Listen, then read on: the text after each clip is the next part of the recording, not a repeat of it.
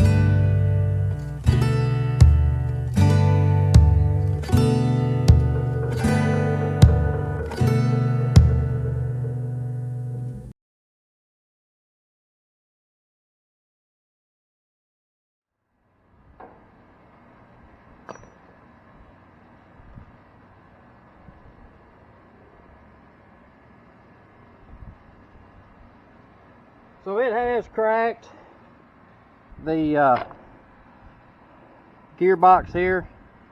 While this is off, I'm going to take it to the welding shop and have them weld that back up. So you can see right here where it's got it kinked. And right there is kinked real bad. So I'm going to try, like I said, right here is where it's kinked. It kinked right here behind this slide. I'm going to try to come back in here somewhere and cut it off and take this section off. I've got to cut this bracket off each side and this bearing bracket and weld them back on once I get my other two put on. But looks like that's all I'm going to be able to do today. I thought I had some 4.5 inch cutting disc put on the grinder to cut that off, but I'm out. I ain't got none. So I'll have to get me some in the morning and resume on this tomorrow. So we're into the next day here. I got some cut off wheels this morning. I've done cut off this bearing bracket here. That's loose. And I done cut off the piece of the track that went right here. I done got that cut off. I've got my mark made right here to cut this pipe.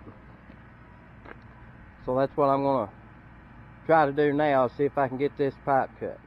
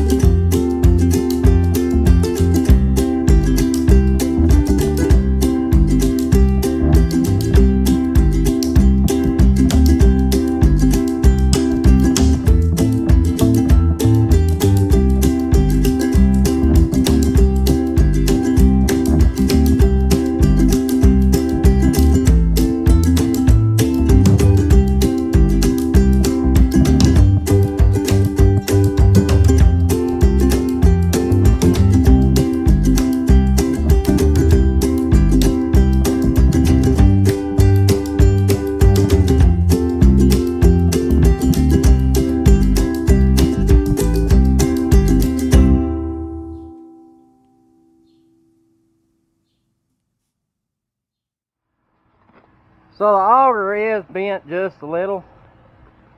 It's not real bad.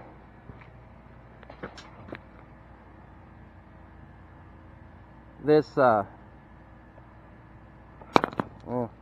the main drive shaft right there is straight, and the auger itself right there is bent just a little bit, but I think I can straighten that and put all this back together. So right here is this tube that I got. It's 20 foot long, or almost, and it was a piece of scrap stuff the feed mill had left over from when they changed some bins around. And I've got to cut these off. That ain't no big deal. But I've done got my mark for it. And the end of this auger, all this was laid over and was in pretty bad shape, so I tried to bend it back over and knock it around.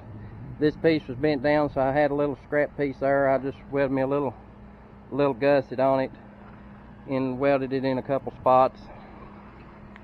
So now, I did get this auger pretty much straight now. What I done is I turned the auger to where the bend was up, put me a piece of angle iron in here and just prised down on it and got it straightened back up. So now my next task is to get them pieces cut off, get this pipe cut, and slide it on.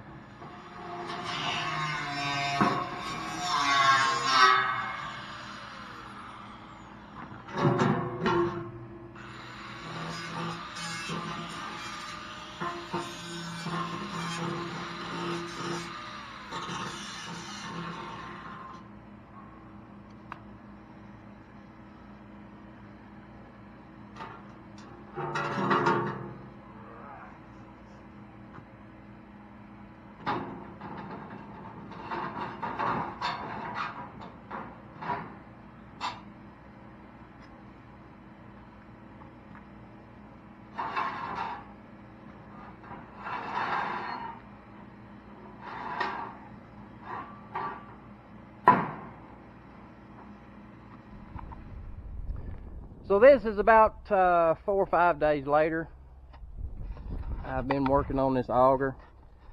I've just got it finished up. All I like now is getting oil put in the gearbox up here. What took so long on me getting this finished is the actual hard part's been done for a while, but I tore up a bearing getting it out, getting this gearbox off, so I had to wait and get a bearing. It come in this morning, but I believe it's turned out all right. What I done here is I had to cut the track back right here. It come on up here. I had to cut the track back, and I got my old tube cut off. I'll show you what that looks like in a minute. And I cut my other tube that I got and put it on there, and I welded it all the way around, ground it down, and then I took a piece of the pipe that I had left over from cutting this off, cut that piece, split it, slid it up over that spot, and welded it. And I was welding this with a stick welder, and I've run out of good rod, so I didn't get all the way around, but I think it's good enough the way it is now. I had to cut these brackets off of the old tube and put them back on. I had to cut this bearing bracket off and put that back on. The gearbox up here, when it turned over, it had busted. This is aluminum. I took this to the welding shop. They straightened all this back up for me and welded that back up. And it is a whole lot straighter than it was. So I think it's going to turn out all right. So my plan is I've got the other bin over there empty. This bin here is the bin that I'm having trouble with drying down. I still don't understand why this corn ain't drying. I shelled this corn. I shelled it all late because it wasn't drying in the field. And the reason why I done that is I was wanting to take it right then and take it to the feed mill, which has got to be down around 15% moisture. And when I shelled this, it was still up there about 18-19%. So I thought, well, I'll go ahead and shell it, put it in the bin, turn my dryers on, and it'll dry down. For whatever reason, the corn that's in this bin is not drying. It is still right now at that 18-19%, and every pretty day that I have had, I've had the fan on.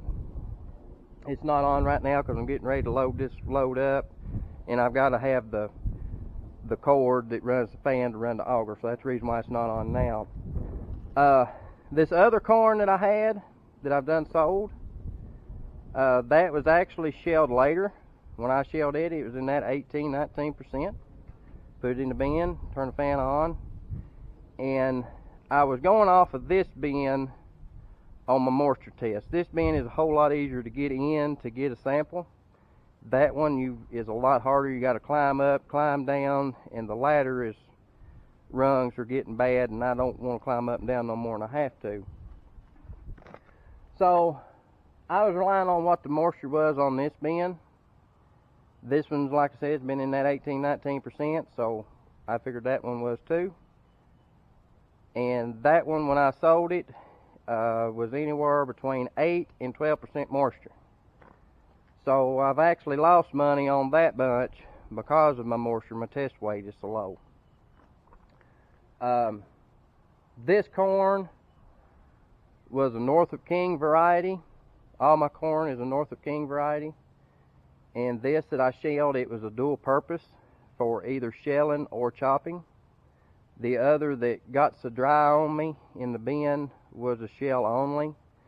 So I don't know if that has part to do with it. I'm not sure. On the silage end of that variety, and it not wanting to dry.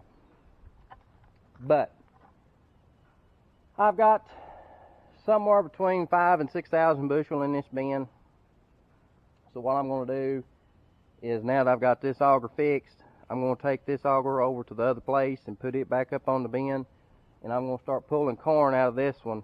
And I'm probably going to pull about 3 to 4 loads of corn out of this one and put in that one, and try to spread it out and turn my fans on and see if I can get it to dry that way. So, on another note, today it's a very pretty day, warm.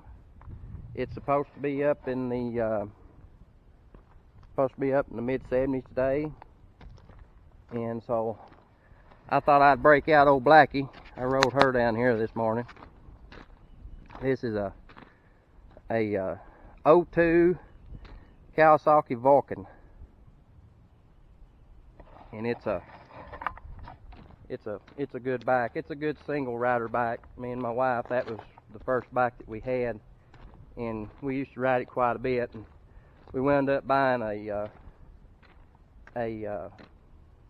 85 Honda Goldwing limited edition, and it is sharp. I'll show that soon because it's getting close to riding time, but it is sharp, and they just daylight and dark difference between them two. This one is a 500, that one is a 1200, and it just handles us both a lot better and a lot smoother ride. But the sad part about this today is it's 70 something right now. Like I said, it's supposed to be up about mid-70s, and they're talking about snow in the morning. They're not talking about a whole lot, they're talking like a heavy dusting, but still yet, today is April 20th, snow should done be over. But anyway, I'm going to get this auger, put my oil in. I just put all this stuff back together. I was going to let my silicone dry a little bit before I put my oil in it, but I'm going to get my oil and stuff in it and hook it up, turn it on, see how it's going to act and sound before I do take it and put it up, and see if I can't get some of this corn moved. So right here is this tube that I had to cut out where the bend was so bad. It was pretty bad. I had to cut this small section out and split it because I couldn't get it off the auger. But I've got it moved over here, my oil and stuff in it. And I've got it hooked up here to the tractor. So I've not run it yet. So let's see what it does.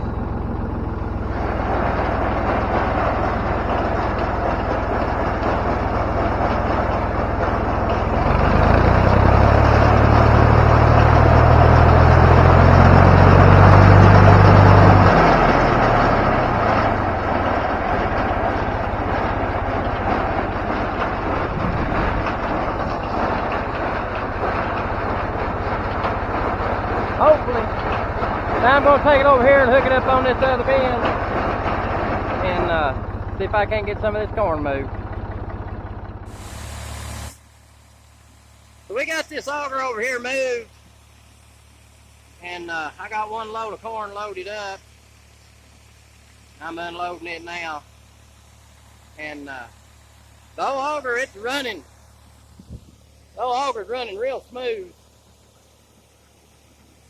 It ain't making no racket or anything. So I'm real pleased with how it's turned out.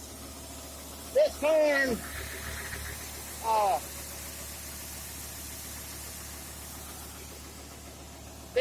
is tested about 17.5%.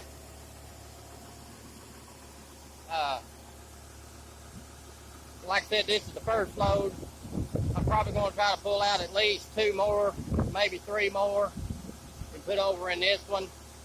And I've got the dryer on now, so I'm hoping maybe getting it spread out a little bit, and where there ain't so much in each bin, that maybe I can get it dried down